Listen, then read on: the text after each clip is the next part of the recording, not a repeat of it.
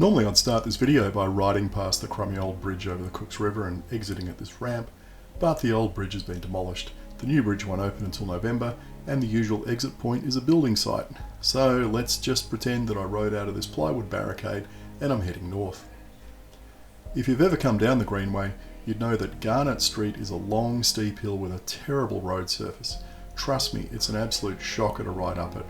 That's why the northbound route detours off into Ness Avenue, which takes you on a more roundabout journey, albeit with a much easier gradient. It's easy to find Ness Avenue at the moment because there are big yellow detour signs stuck up opposite, but they'll probably be removed next month when the new bridge opens. It's not hard though, just take the first turn on the right as you start climbing the hill. Ness Avenue has traffic calming islands at about the midpoint, and here you'll experience the whole range of driver behaviour. Some drivers coming the other way will stop and wave you through, a few will charge forward like you aren't even there, others will try to overtake you from behind as you're going through the islands. Yeah, we'll see what happens.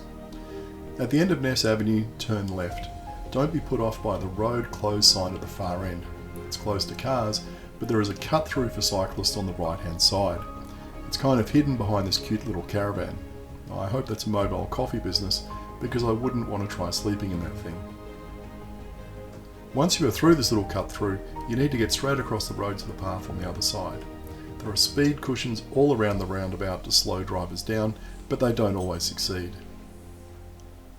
The path takes us under two railway bridges, and it gets narrower as you go on. If there is someone coming the other way, one of you will have to stop and let the other through.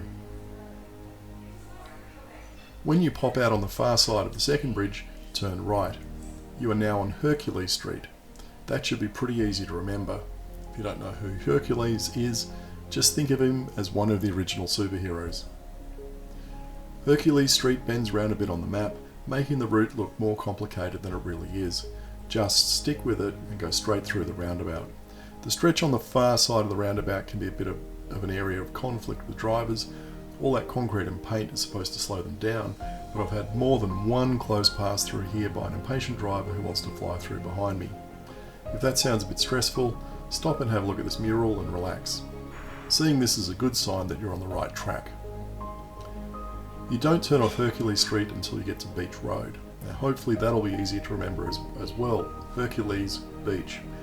What beach are you going to use as a memory jogger? Bondi? Manly? Coogee? Just think beach and you'll remember which road you need to take. And you'll be right, except you want to turn left.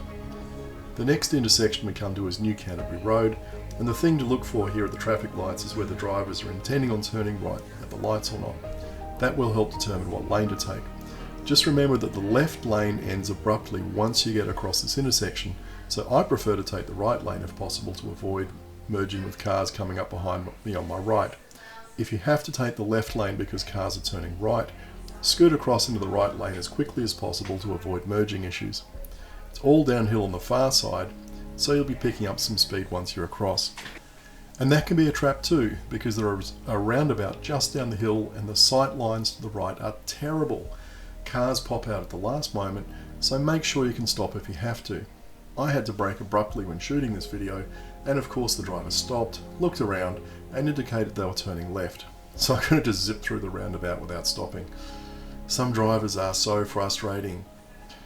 If you pick up some pace on the downhill section through this roundabout, you can use your momentum to shoot over this next slow rise, which takes you to yet another roundabout, and this is where we're going to pay Johnson Park a visit. Normally I'd go round this roundabout and take the second exit up to Sideways Cafe, but just for once we'll take the proper route through Johnson Park. This would be a great place to stop if you were riding with kids, but this visit reminded me why I gave up trying to commute through here after a couple of attempts at using it some years ago.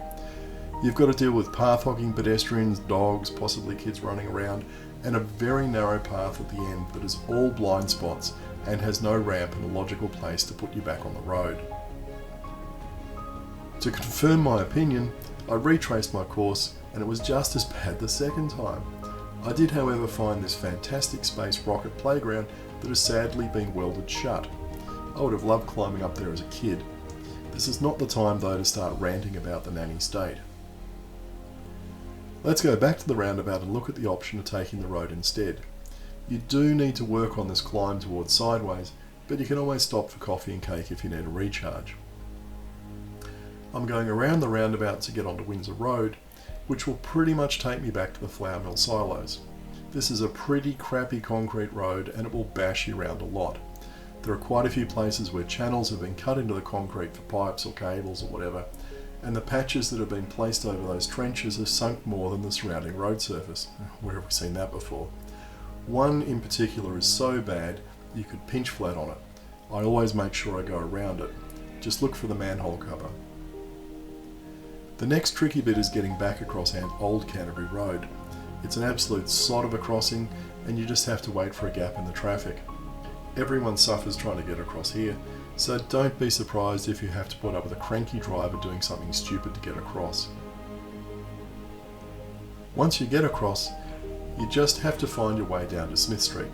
You can do what I'm doing here and you can take the direct route, or go right and work your way through the flour mill area. Take your pick, whatever suits your style. Council has done a lot of work on this small roundabout in the last year or so, but one problem they can't fix is the poor sight lines to the right due to the brick wall on the corner block. Just watch out for cars popping out from behind that brick wall. It's then the usual struggle to get through this big roundabout. You want to go straight through and then under the railway line. But don't move across to the left like you normally would when you exit the roundabout, because you're going to need to turn right just around the corner to get back onto the Greenway. Stick to the right, stay in the middle of the road, hold your line, and then you can turn to the Greenway without any problems. From here, it is a pretty straightforward run north to the Bay Run. It's just the reverse of what was done in the first video in this series. If you haven't seen part 1, which shows you how to get from the Bay Run down to the railway line, click over here on the left. If you haven't seen part 2, which covers how to get from the railway line down to Cooks River, click over here on the right.